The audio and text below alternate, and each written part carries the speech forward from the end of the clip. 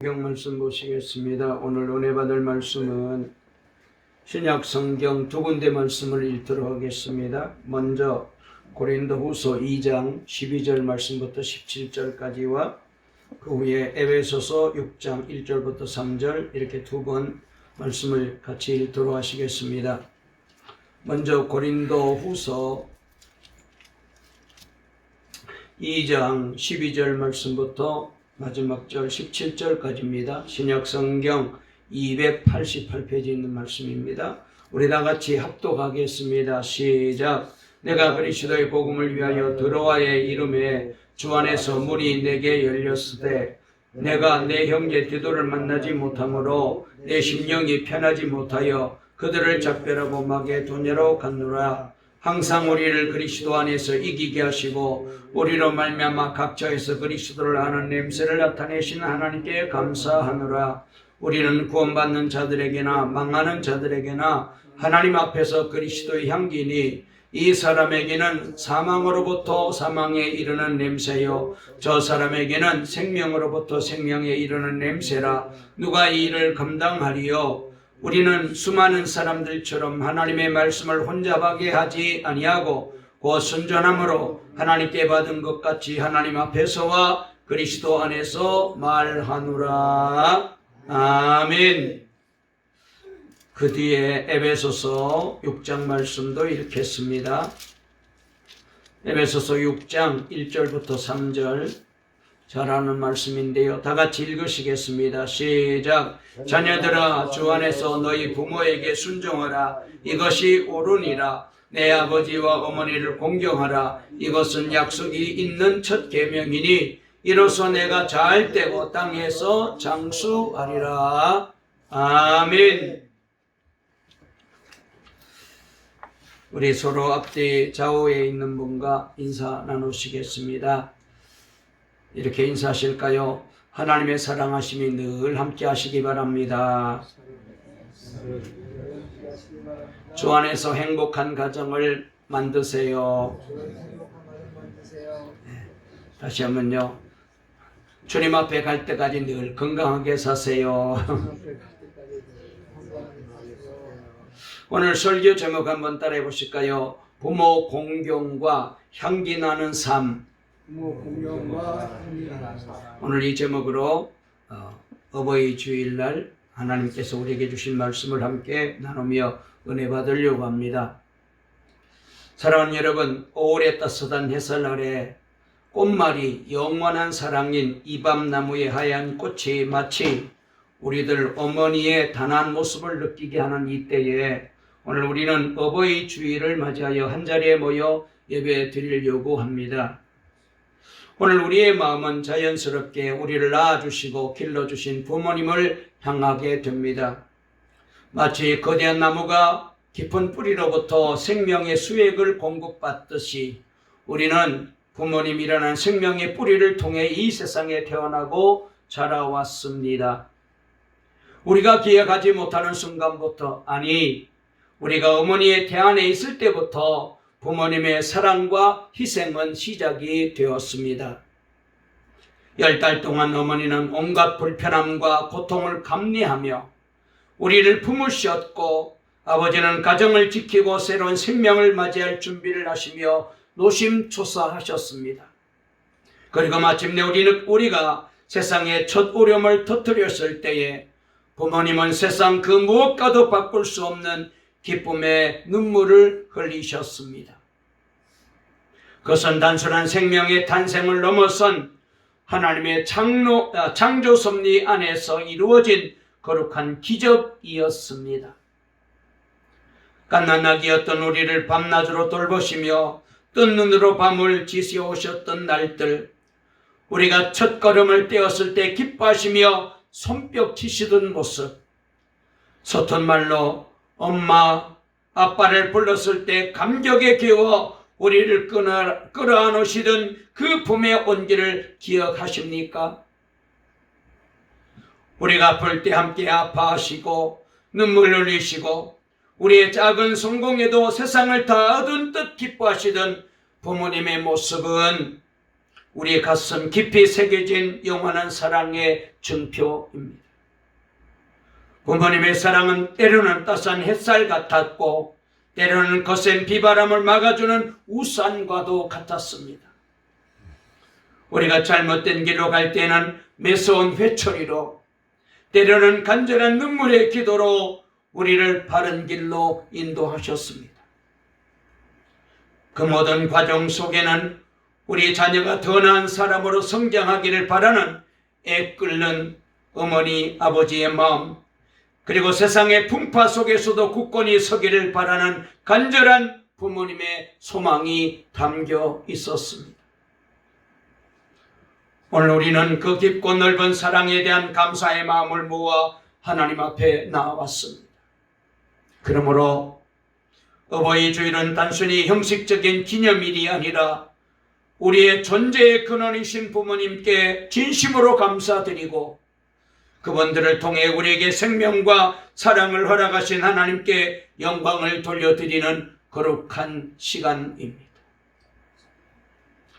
잠시 세상의 분주함을 내려놓고 우리를 위해 기꺼이 자신을 내어주신 부모님의 은혜를 깊이 묵상하며 그 사랑에 합당한 삶을 살아가기로 다짐하는 그런 복된 시간이 꼭 되어지시기를 간절히 주의 이름으로 소망합니다. 오늘 우리가 읽은 에베소 6장 1절부터 3절은 우리에게 너무나도 익숙한 말씀입니다. 우리 다시 한번 이 말씀을 자막을 띄울 테니까 읽어보실까요?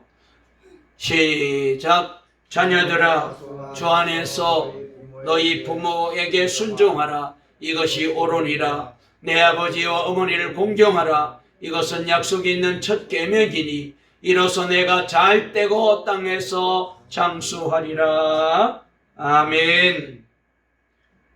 우리 하나님께서 모세를 통해 시내산에서 이스라엘 백성들에게 10계명을 주셨을 때 그 계명들은 크게 두 부문으로 나누어져 있는 것을 보게 됩니다. 첫 번째부터 네 번째까지 계명은 하나님을 향한 우리의 도리에 대해서 말씀하고 계시고, 그리고 나머지 6계명은 사람을 향한 우리의 도리를 가르쳐 주고 있습니다. 그런데 놀랍게도요, 사람을 향한 계명 중에 가장 첫 번째 등장하는 것이 바로 내 부모를 공경하라입니다.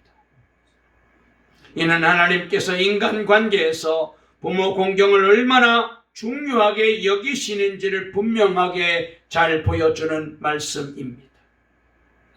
이 공경하다라는 말의 히브리어는 카바드라는 단어를 사용하는데요. 이 단어는 무겁게 여기다 혹은 영광스럽게 여기다 그리고 존귀하게 여기다라는 깊은 의미를 담고 있는 단어입니다. 그러므로 이 말은 단순히 순종을 넘어 부모님의 존재 자체를 귀하게 여기고 그분들의 삶과 인격을 존중하며 그분들의 권위를 인정하고 높여드리는 것을 의미하고 있는 말씀이에요. 마치 우리가 귀한 보물을 다루듯이 소중한 가치를 지닌 존재로 부모님을 대하라, 그런 뜻이에요. 자, 그러면 왜 하나님께서는 이 계명을 다른 어떤 인간관계의 계명보다도 더 앞장세우셨을까요? 첫째로 부모는 하나님의 대리자로 생명을 전달하고 양육하는 거룩한 역할을 감당하신 분이시기 때문입니다. 하나님께서는 부모님을 통해 우리에게 생명을 주셨고 그분들의 손길을 통해 우리를 기르시고 보호해 주셨습니다. 따라서 부모님을 공경하는 것은 우리에게 생명을 주신 창조주 하나님을 간접적으로 공경하는 행위와도 같아요. 부모님의 권위를 인정하는 것은 우리 위에 세우신 하나님의 질서를 존중하는 믿음의 표현입니다. 두 번째로 부모 공경은 건강한 사회의 기초를 이루기 때문이죠. 가정은 사회의 가장 기본적인 단위잖아요. 가정 안에서 부모님을 공경하고 순종하는 법을 배우는 것은 사회 속에서 권위를 존중하고 질서를 지키며 살아가는 훈련의 시작입니다. 부모 공경의 가치가 무너진 가정과 사회는 마치 기초가 무너진 건물처럼 위태로울 수밖에 없습니다. 하나님께서는 부모 공경이라는 반석 위에 건강한 가정도, 건강한 자녀들도, 그리고 건강한 사회도, 건강한 나라도, 건강한 교회도 세워지기를 원하고 계셔요. 세 번째로 이 계명에는 놀라운 축복의 약속이 담겨 있기 때문입니다. 오늘 읽은 말씀 가운데 이로써 내가 잘 되고 땅에서 장수하리라 그랬잖아요. 하나님께서는 부모를 공경하는 자녀들에게는 형통함과 장수의 복을 약속하고 계십니다. 여기서 이 잘되고라는 이 단어는 단순히 어떤 물질적인 성공만, 부자가 되는 것만 의미하는 것이 아니라 삶의 모든 영역에서 하나님의 은혜와 평강을 누리는 복을 주시겠다고 말씀하고 계셔요. 땅에서 장수하리라는 약속 역시 단순히 오래 사는 것만을 의미하는 것이 아니라 하나님께서 허락하신 삶을 건강하고 의미 있게 그리고 풍성하게 누리는 축복을 의미합니다. 물론 우리는 축복을 받기 위해서 부모님을 공경하는 것은 아닙니다. 부모님을 공경하는 것은 하나님의 명령이며 그것 자체가 옳은 일이기 때문에 마땅히 해야 될 일입니다. 하지만 하나님께서는 우리의 순종을 기뻐하시고 그 순종 위에 넘치는 복을 더해 주시기를 원하고 계셔요. 부모 공경은 결코 손해보는 일이 아닙니다. 그것은 하나님의 축복을 우리 삶에 끌어오는 거룩한 통로예요. 부모님의 사랑은 종종 내리사랑이라고 우리가 말하잖아요. 위에서 아래로 끊임없이 흘러내리는 물과 같이 자녀를 향한 부모님의 사랑은 조건도 없이 이기심도 없이 지극히 희생적인 사랑의 본질을 보여줍니다. 우리가 아직 연약하고 아무것도 할 수 없었을 때부터, 아니 어쩌면 우리가 부모님의 기대를 저버리고 실망시켰을 때조차도 부모님의 그 사랑은 마르지 않는 샘물처럼 우리를 향하여 흘러왔습니다. 그 사랑의 깊이를 우리는 얼마나 지금까지 헤아리며 보답하며 살고 있을까요? 그래서 부모님의 사랑은 희생의 사랑이죠.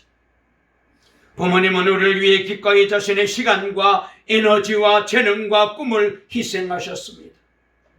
당신이 먹고 싶은 것, 그리고 입고 싶은 것, 가지고 싶은 것을 모두 포기하시고 자녀에게 더 좋은 것을 주기 위해 애쓰셨습니다. 자녀의 학비를 위해 밤낮으로 일하시고 자녀의 미래를 위해 당신의 노후 준비는 뒤로 미루셨습니다.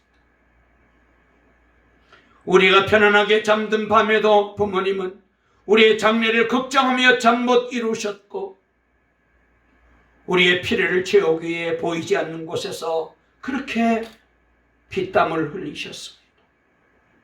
그 이상의 무게는 우리가 감히 다 측량할 수 없을 만큼 크고 깊은 사랑이고 희생입니다. 뿐만 아닙니다. 부모님의 사랑은 인내의 사랑입니다. 우리 어리석음과 반항과 실수와 실패 앞에서 부모님은 얼마나 많이 참고 기다려 주셨는지요. 우리가 넘어져 울 때 일으켜 세워주시고 우리가 길을 잃고 방황할 때 포기하지 않고 돌아오기를 기다려 주셨습니다. 때로는 속상한 마음에 꾸짖기도 하셨지만은 그 마음 깊은 곳에는 항상 우리를 향한 변함없는 사랑과 용서가 자리 잡고 있었습니다. 끊임없이 넘어지고 다시 일어서는 우리를 향한 부모님의 인내는 마치 죄인된 우리를 끝까지 포기하지 않으시는 하나님의 오래 참으심을 꼭 닮은 것 같습니다. 뿐만 아닙니다. 부모님의 사랑은 조건이 없는 사랑이셨습니다. 세상의 많은 관계는 조건에 따라 변하잖아요. 내가 잘 나갈 때는 주변에 사람이 많지만은 내가 어렵고 힘들 때는 떠나가는 것이 세상의 이치입니다. 그러나 부모님의 사랑은 우리의 성공이나 실패, 우리의 외모나 능력에 좌우되지 않는 사랑이셨습니다. 우리가 어떤 모습이든지 어떤 상황에 처해 있든지 부모님은 언제나 우리의 가장 든든한 편이 되어 주셨습니다. 있는 모습 그대로 우리를 받아주시고 사랑해 주시는 그 무조건적인 사랑 앞에서 우리는 참된 안정과 위로를 얻었잖아요. 그리고 부모님의 사랑은 기도의 사랑이셨습니다. 많은 부모님들, 특별히 믿음의 부모님들은 자녀를 위해 눈물로 기도하는 것을 쉬지 않으십니다. 자녀의 건강과 안전을 위해, 학업과 진로를 위해, 믿음의 성장과 배우자 만남을 위해, 그리고 삶의 모든 걸음을 위해 하나님의 도우심과 인도하심과 축복하심을 간구합니다. 우리가 알지 못하는 순간에도 부모님의 기도는 하늘 보좌에 상달되어 우리를 지키고 보호하는 영적인 방패가 되어 주었습니다. 우리가 오늘 이 자리에 서 있는 것은 어쩌면 우리 자신보다 우리를 더 사랑하시는 부모님의 간절한 기도의 응답일지도 몰라요. 물론 모든 부모님이 완벽한 것은 아닙니다. 때로는 실수도 하시고 때로는 자녀들에게 상처를 주기도 하시고 그리고 너무나도 부족한 모습을 보일 때도 많습니다. 우리 역시 부모님께 받은 상처나 아심을 가지고 있을 수 있습니다. 그러나 오늘 이 어버이 주일을 맞아 우리는 그 모든 연약함과 부족함 너머에 있는 우리를 향한 부모님의 근본적인 사랑과 희생을 기억해야 합니다. 그리고 그 사랑에 대한 감사를 표현해야 돼요. 감사는 표현될 때 더욱 풍성해지잖아요. 따뜻한 말 한마디로 우리의 감사와 사랑을 전해보는 것은 어떨까요? 함께 식사하며 그동안 못한 이야기를 나누고 부모님의 삶의 이야기에 귀 기울여 드리는 시간을 갖는 것도 괜찮을 것 같아요. 이미 부모님께서 하나님 품에 안기셨다면 그분들을 추억하며 감사하는 시간을 가지십시오. 부모님께서 남겨주신 삶의 교훈과 신앙의 유산을 마음에 새기고 그분들의 삶을 통해 역사하신 하나님께 감사를 드리십시오. 그리고 우리 또한 다음 세대에게 그러한 사랑과 믿음의 유산을 물려주는 복된 부모님이 되어 주시기를 간절히 주의 이름으로 축원합니다. 친구 사이인 어떤 목사님 두 분의 글을 설교를 준비하다가 읽었어요. 김 목사, 우리가 봄을 몇 번이나 더 맞이할 수 있을까? 그랬더니 그 친구 목사님이 이렇게 대답합니다. 글쎄, 분명한 것은 맞이한 봄보다 맞이할 봄이 더 짧은 것은 사실이겠지. 맞이한 봄보다 맞이할 봄이 더 짧은 것은 사실이겠지. 여러분, 나이가 들면은 맞이했던 시간들보다 맞이할 시간이 점점 줄어들게 됩니다. 그러나 이 사실은 인생 무상이나 삶의 회의를 느끼게 하는 것이 아니라 우리의 삶을 더 진지하게 만들어요.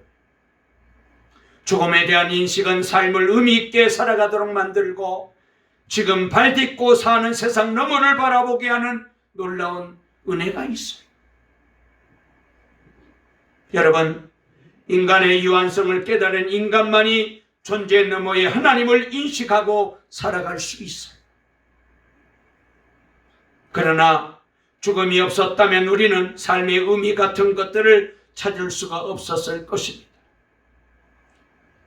흔히들 하는 말 가운데 옛 것과 낡은 것은 아름답다. 그런 말이 있어요. 한번 저를 따라해 보실까요? 옛 것과 낡은 것은 아름답다. 그것이 아름다운 이유는 세월의 향기가 배어 있기 때문에 그래요. 그냥 오래되고 낡으면 무조건 아름다운 것이 아니라 세월의 향기가 배어 있어야 향수를 자극할 수가 있게 되고 그래야 아름다운 것입니다.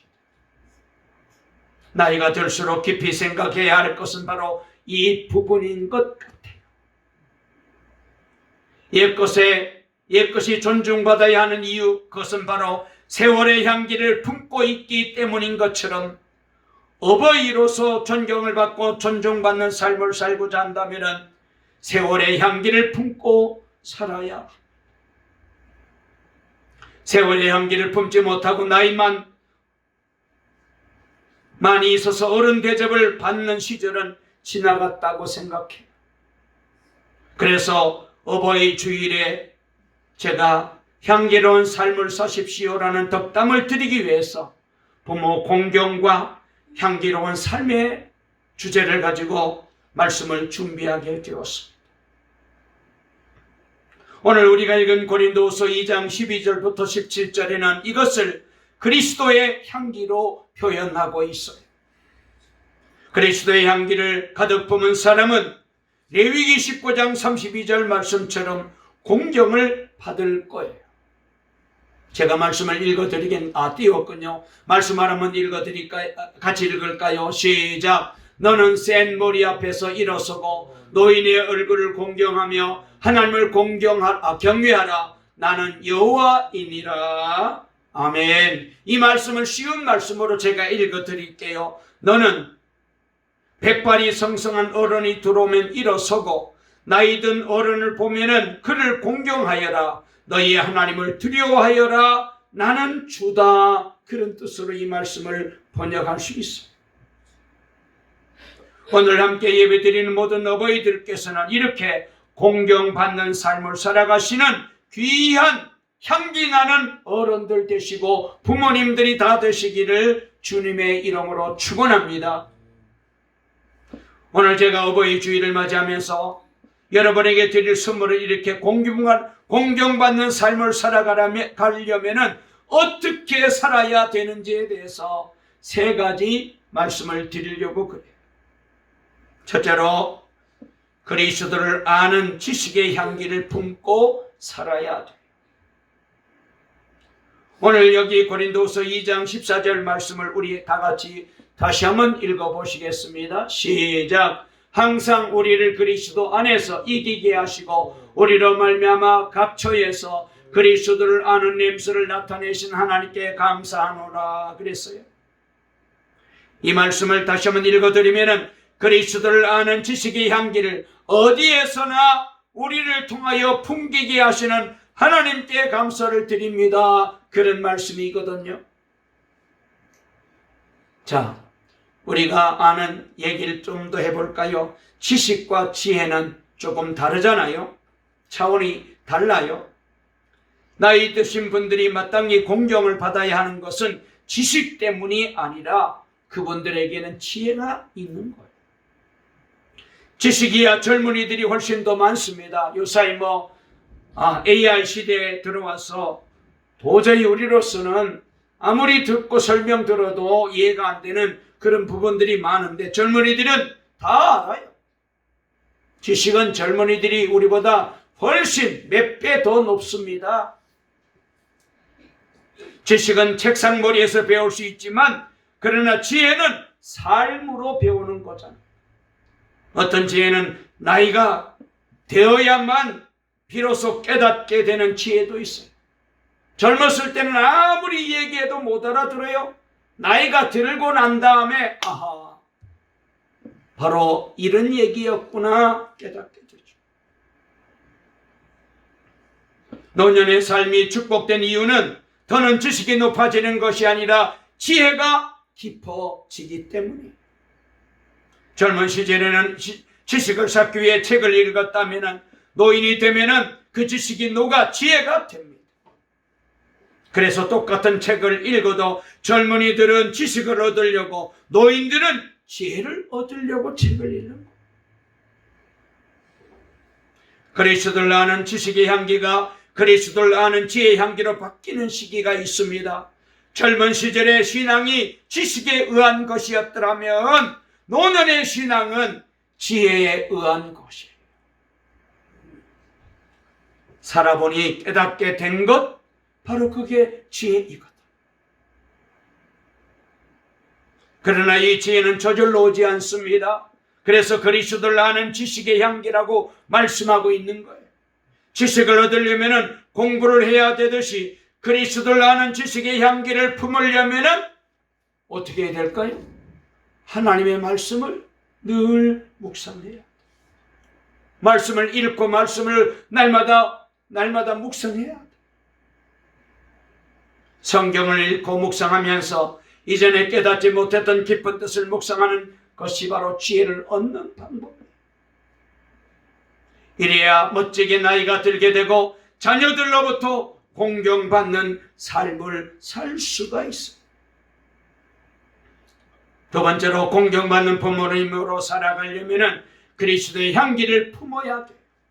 자, 15절 말씀도 읽어볼까요? 다 같이 읽습니다. 시작. 우리는 구원받는 자들에게나 망하는 자들에게나 하나님 앞에서 그리스도의 향기니, 그랬습니다. 우리는 구원을 얻은 사람들 가운데서나 멸망을 당하는 사람들 가운데서나 하나님께 바치는 그리스도의 향기입니다. 그 말씀이에요.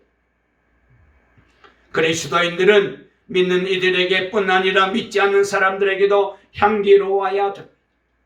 하나님을 믿지 않는 사람들까지도 참 좋다 인정하는 삶을 살아야 돼요. 이것이 어떻게 가능할까요? 나는 그리스도인이다 100마디 외침보다 그리스도인다운 삶을 살아가야 돼요. 믿는 사람들에게만 아니라 일상에서 만나는 모든 사람들에게 더 나아가서는 생명을 가진 모든 것들을 친절하게 대하고 그들에 대한 선행을 베푼다면 우리는 그림자 노동에 대한 채무를 갚아가는 것이 될 것입니다. 그렇잖아요. 향기는 내가 향기다 떠들고 주장하지 않아요. 향기는 보이지 않지만 가까이 가면 느끼게 되어요. 냄새가 나요. 성숙한 그리스도인들은 삶으로 그리스도인임을 향기로 나타내요. 세상 속에 갔을 때에, 사람들을 만났을 때에 우리의 말실을 통하여, 성품을 통하여, 인격을 통하여, 우리의 삶의 태도를 통하여, 우리의 모습을 통하여 내가 그리스도인입니다, 나 교회 다니는 사람입니다 얘기하지 않더라도 아하, 저거는 다르네. 예수의 향기가 피어나야 돼. 그 시작은 친절과 선행입니다. 조금 더 친절하게, 조금 더 베풀며 살아가기 위해서 힘써야 돼. 그러면 공경받는 부모가 될 수 있고 자녀들을 복받는 삶으로 인도하는 부모님이 될 수가 있어요. 세 번째로, 공경받는 부모님으로 살아가려면 생명의 향기를 품어야 돼. 16절 말씀도 읽어보시겠습니다. 시작. 이 사람에게는 사망으로부터 사망에 이르는 냄새요, 저 사람에게는 생명으로부터 생명에 이르는 냄새라. 누가 이 일을 감당하리요? 그랬습니다. 그러니까 이 말씀을 다시 읽어드리면, 그러나 멸망을 당하는 사람들에게는 죽음에 이르게 하는 죽음의 냄새가 되고, 구원을 얻는 사람들에게는 생명에 이르게 하는 생명의 향기가 됩니다. 그런 뜻이에요.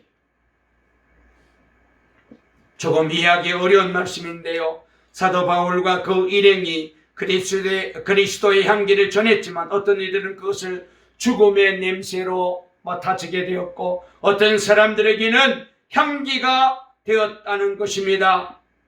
그러니까 이 말은 무슨 말이냐? 예수 그리스도의 구원의 복음, 십자가와 이 부활의 복음을 전했을 때에 이 귀한 복음을 받아들인 사람들에게는 이 귀한 예수님이, 사도 바울과 저들에게는 생명의 향기처럼 느껴지게 된 거죠.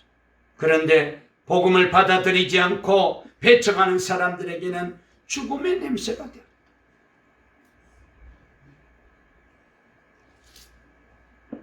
그런데 오늘날 한국의 많은 교회와 그리스도인들에게서 생명의 향기가 아닌 죽음의 냄새가 나는 이유는 우리가 말씀대로 살지 않고 있기 때문에 그래요. 하나님의 말씀이 지식에 머물러 있어서 지혜가 되지 못하고 지식의 차원의 신앙에 머무니 우리는 늘 다투고 갈등이 있습니다. 그리고 서로 내가 옳다, 네가 옳다 싸움질만 하면서 분쟁이 일어나는 거예요. 가정 안에서도 마찬가지입니다. 여러분, 우리가 예수를 이렇게 오래 믿었는데도 불구하고 늘 갈등이 있어요. 부부 사이도 갈등이 있고 자녀와 부모 사이도 갈등이 있습니다. 왜 그렇습니까? 신앙을 지식의 차원으로 받아들인 거예요. 지혜로 바꿔야죠. 생명의 향기가 없는 거예요. 예수의 향기가 없는 거예요. 지식만 있어요. 여러분, 생명의 향기는 절제된 신앙생활, 단아한 삶에서 배워나와요.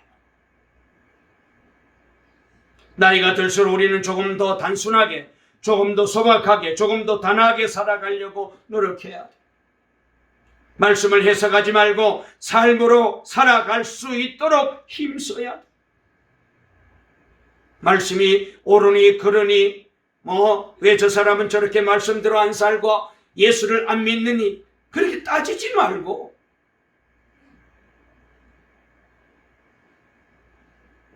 여러분, 이제는 많이 아는 것이 중요한 때가 아니라 아는 것을 삶으로 살아가는 것이 중요한 때입니다.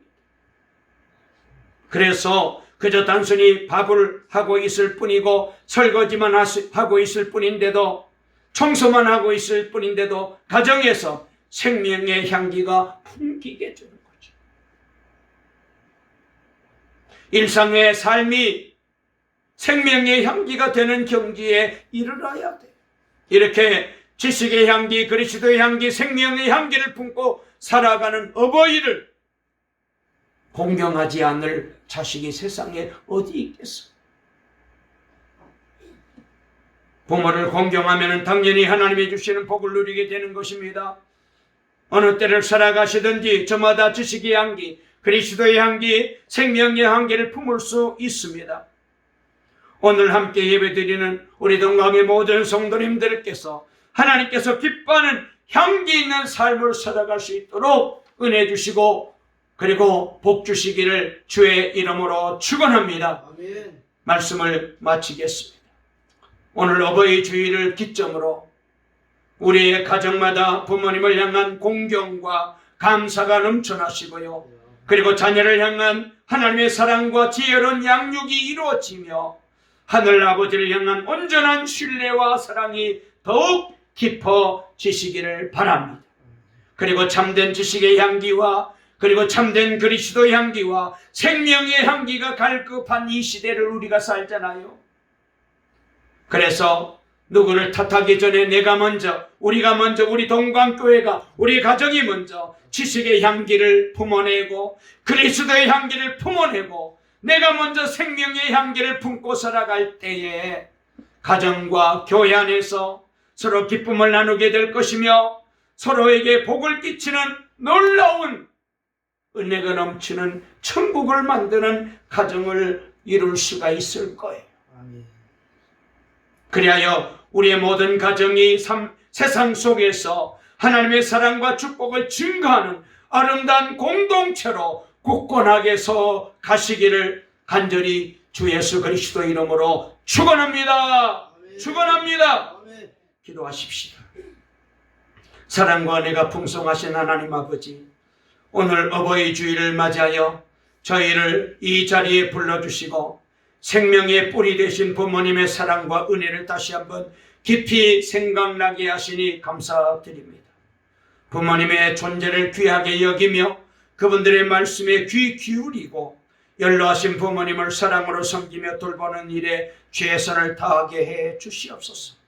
그리하여 하나님께서 약속하신 형통함과 장수의 복을 누리는 저희 모두가 되게 도와 주시옵소서. 우리가 지식의 향기와 그리스도의 향기와 생명의 향기를 품고 살아감으로 인해 가정과 교회 안에서 서로 기쁨을 나누게 되시고 서로가 서로에게 복을 끼치는 삶이 될 수 있도록 주여 도와 주시옵소서. 교회와 가정의 주가 되시는 우리 주 예수 그리스도 이름으로 간절히 기도 올리옵나이다. 아멘.